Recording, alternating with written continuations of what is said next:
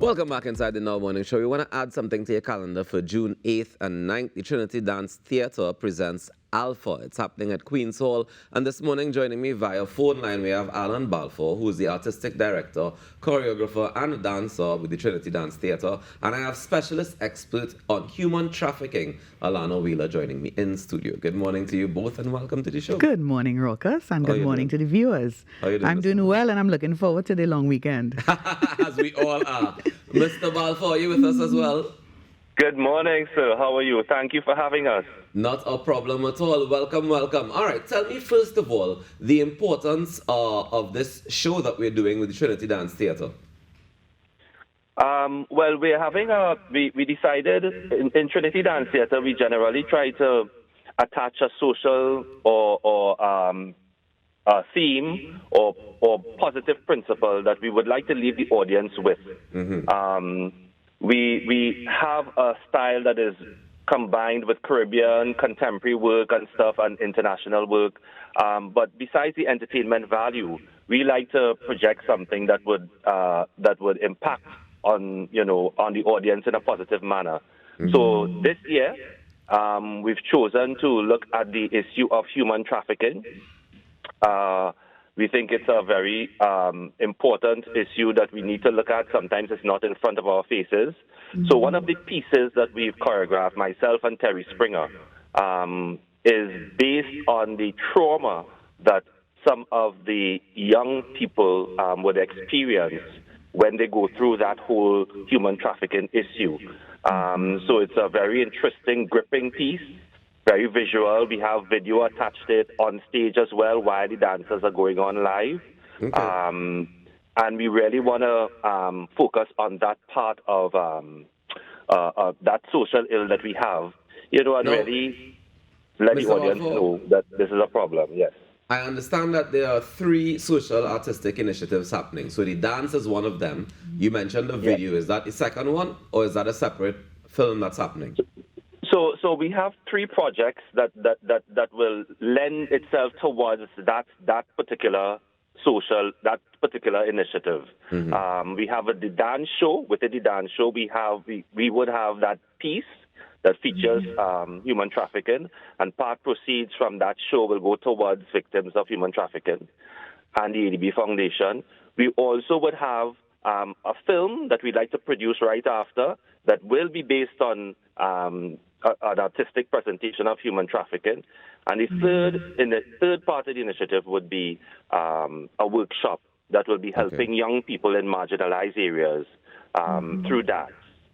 All right, fantastic. Let me jump across to you, Ms. Wheeler, because, he mentioned human trafficking as one of the things that we don't often think about because it goes unseen. But how prevalent is it in our society from your work? Well, it's prevalent all over the world. And I mean, what I would say from work that I would have done directly, in previous occasions, I would say, is it's quite prevalent, particularly among young persons. And I think it's really good that Trinity Dance Theatre is focusing on the youth and the young persons, because a lot of times the teenagers are the ones who are very vulnerable and tend to be targeted. And even when you look at statistics and data, you would find even right in Trinidad, there are quite a number of teenagers who have been identified as victims of trafficking. They're now survivors and they're on their way. And, one of the things is that once you have had an encounter with a survivor of trafficking, it really impacts you for life. It really, really does, and I think that's why it's so important to have survivors tell their stories directly. And so the story is going to be told through dance, and the trauma that a survivor experiences and what has to be done to rehabilitate that survivor requires so many resources. Well, that's what I was going to ask. What are some of the resources that we need to be able to help? So they require the accommodation. So you have the Ministry of Social Development that has been doing a lot of work on putting systems in place, and they require accommodation. They require support. Emotional support, physical support, financial support, and even spiritual support, because trauma impacts an individual in all those areas, and particularly in the area of health. You know, if you hear somebody say, oh gosh, I'm stressed, and then all of us are stressed and are sick, I need to drink some coffee, right, to get over my stress, you know, I need a drink to get over my stress, you know, so we cope with stress and we cope with traumatic experiences in many different ways. So can you imagine, far less for a survivor who has been through so much sexual Extreme abuse, trauma, rape, psychological manipulation, you know, all these things, and you now have to place them in an environment where they will feel safe and where they know they can be restored. And it requires resources and it requires people, you know, because we need to give them time. Do you see this show as highlighting some of the things that we need to focus on when it comes to human trafficking? Yes, certainly I do, you know, in an artistic form, because, you know, there are many different ways we could present the story. And we've had this story presented in spoken word, you know, and I think there is some spoken word in the production. And you also have dance form, and there's the ballet dance, there's the contemporary dance, there's the modern dance. I mean, I'm not a professional dancer,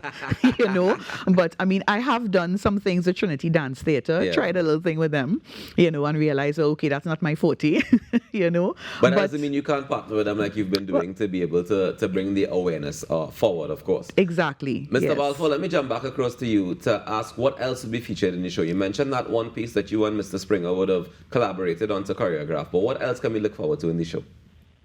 Well, we have a varied program. As Alana mentioned, we have contemporary dance, we have a bit of folk, we have some Caribbean dance. We also have some point work. There's a piece that I did with the Puerto Rico National Ballet that we're remounting, and we partnered with the Cascade Festival Ballet through Caroline Potter to do some point work with Caribbean dance, and that should be pretty interesting. Ballet on point, you know, ballet dance on point.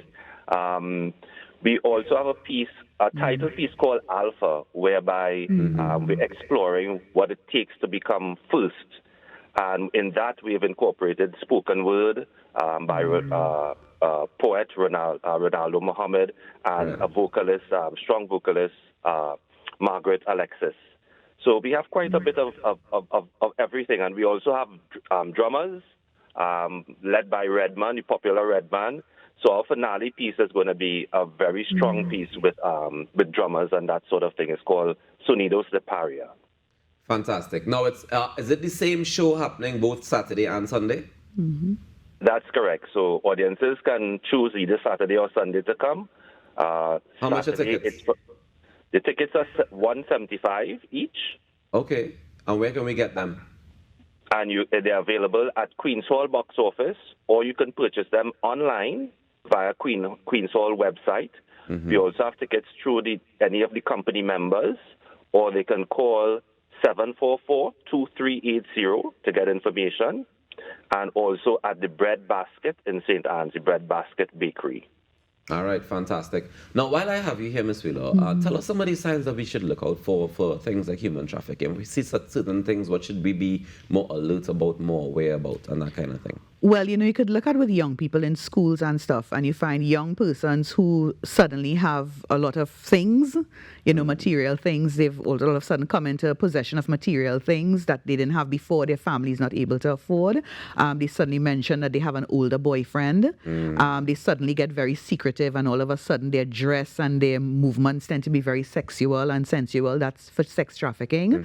They tend to become very closed. Yes, you wanted to... No, well, I just, based on what you're describing there, that sounds often like we looking at women, at young ladies. Young ladies. Is there a risk for young men as well? Of course there is a risk for men. So men tend to be trafficked in the area of labor, right, in small businesses and stuff. So you find that they tend to be a bit withdrawn. If you try to strike up a conversation with them while they're at work and stuff, they tend to be very withdrawn. There's a main spokesperson for the group, right. Yeah, right? So they may say, well, they don't speak the language, or they might not understand what you're saying and stuff. And you could look, you know, Trinidadians, we are very observant, we like the Mako, basically. And so you observe body language, you observe gestures, you observe eye contact. The person doesn't make eye contact with you. It means that there's something that they're not comfortable about. Yeah. You try to talk with them, and they somehow seem to be fearful that somebody might be looking at them from the distance, or somebody might be monitoring at them at the distance. So you would find it in the small businesses and workplaces, restaurants, hotels, different areas. So it's not just the sex trafficking.